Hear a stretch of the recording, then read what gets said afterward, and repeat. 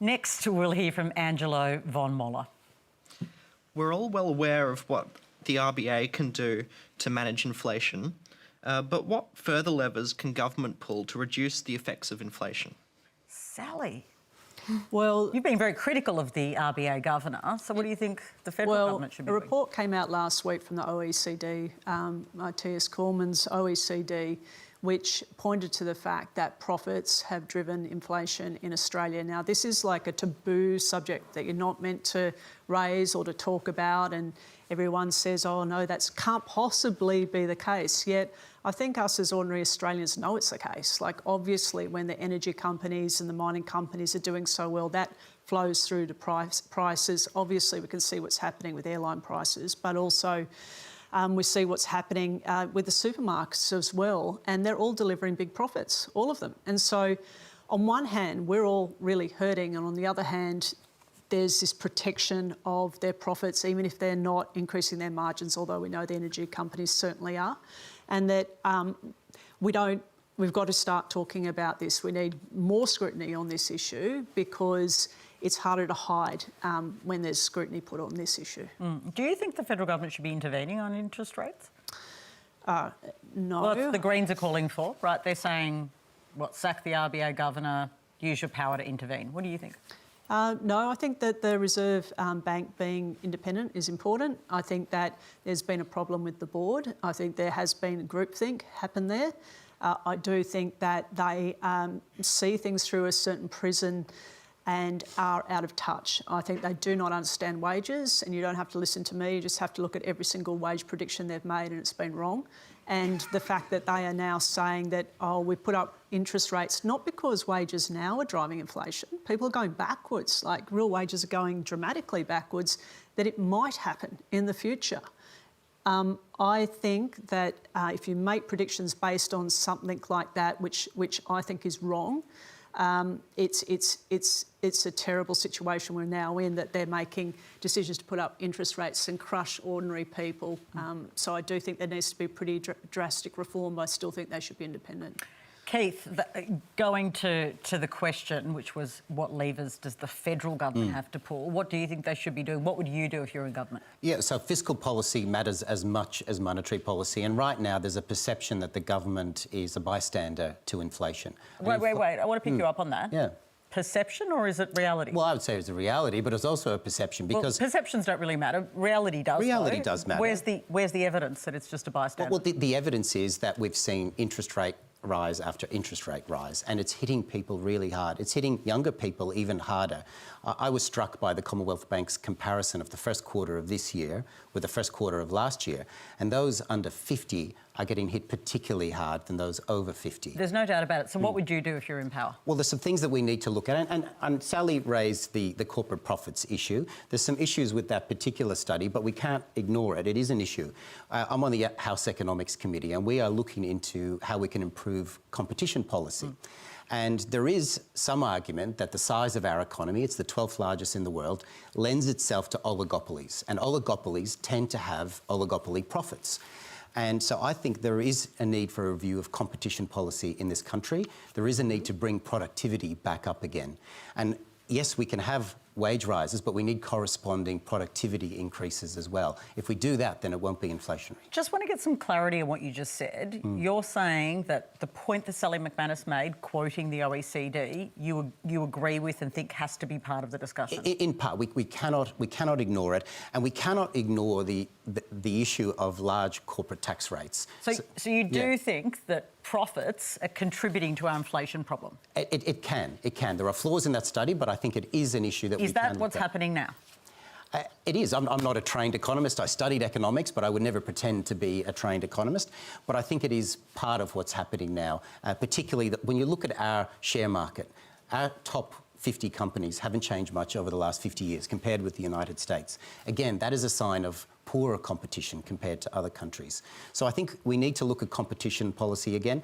And again, to Labor's credit, on the Economics Committee, we are looking at that from a bipartisan perspective. So it's not really a wages issue per se. If you look at that study, if profits are part of the story, why aren't we hearing about it? Well, we're hearing about it from you now, but we don't hear about it a lot from your side of politics. Well, it's also, there's lots of things. There's about government spending. Government spending is inflationary, particularly off-budget spending. Yeah, but I want to take you back to the profits, because it's the new thing here. Yeah, well, that's right. Well, look, and it's important. It is important. And when you look at the PwC issue, that last question, that was about reducing tax rates here, about shifting those offshore. So when you purchase something through Apple, you know that you purchase that here, but it gets sent off to the Virgin Islands or Singapore, and that's where the tax rates are deemed. So I think we can do better for Australians to ensure that we're not just shifting it all onto the Reserve Bank, and we're increasing competition and productivity. There's many different levers to pull, but at the moment it does feel like it's all been left to the Reserve Bank. Thenu? Look, I'm not a trained economist by any means, but I think there is a fundamental flaw in our financial system if, during tough times, the people who have the least are always asked to give the most. And what we're seeing here is that that is exactly what's being asked of us. There's a question of intergenerational fairness here as well. Young people are being hit particularly hard, and we're constantly being asked to give up more and more. Young people are going, without more and more of their wages as they pay off an indexed HEX loan that is now 7% more than it was on before June 1st.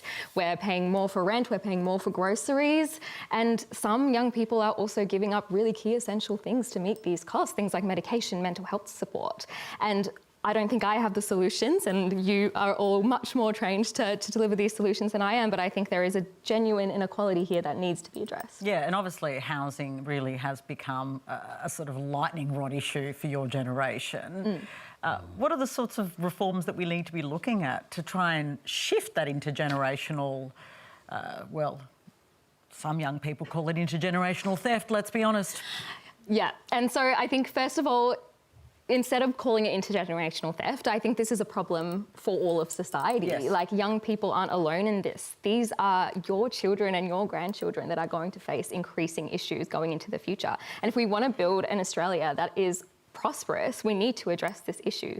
And so to your question about what can be done, when it comes to housing, we need to issue things like rent caps, especially when there are homeowners who have little to no mortgage and are passing on these interest rates. These interest rates, these home loans are increasing, and therefore rent is increasing, locking young people out of the rental market. And I won't even get started on locking people out of the housing buyers market as well. So it's a really unequal system at the moment. And we know that there was a report that came out saying that Victoria, New South Wales and Queensland, 25% of people who have bought houses have actually bought a house without mortgages. And so these interest rate hikes, they're not affecting these people. They're affecting young people and vulnerable populations the most. Sally, I want to come back to you about a little bit of unity I saw between you and Keith Wolahan. A little bit. A little bit. Look at Keith's really trying to play it down now, but I saw it. You saw it, didn't you, Michael? I didn't. Yeah, I saw it. I know my eyes aren't failing me on this.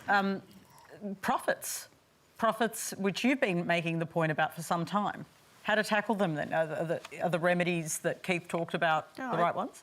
I wouldn't want to verbal him. I think that I respect what you were saying. You were just saying, I thought that this needs to be considered, needs to be seriously considered. There was a report that was put out, we need to consider it. And I think that that's a really good step forward. Like, we just can't be ignoring things like that, especially when there's evidence on the issue of intergenerational, injustice, let's call it that, because it certainly is. I just have to say I agree with you on rent. I think what's been happening is just completely unacceptable. Having some type of rent caps or controls in some way is, like, what is the solution? Like, we can't be in a situation where people can't even afford housing, and this seems to be where we've got, and like you said, no one can even think about buying anything, but if rents are going up so much and the people passing it on, don't need to do so, it's absolutely unfair, and this is a state government mainly issue, but I think needs to be looked at. Absolutely, and the one other thing I will add is that since Federation, we are predicted to be the generation, millennials and Gen Z, that will be for the first time worse off economically than our parents, which I think is a pretty stark thing to come to terms with. And this is not just a question for young people. Of course, we see it as totally unjust. We see it as theft sometimes, but this is a problem that needs to be addressed by all of society because it involves our future prosperity.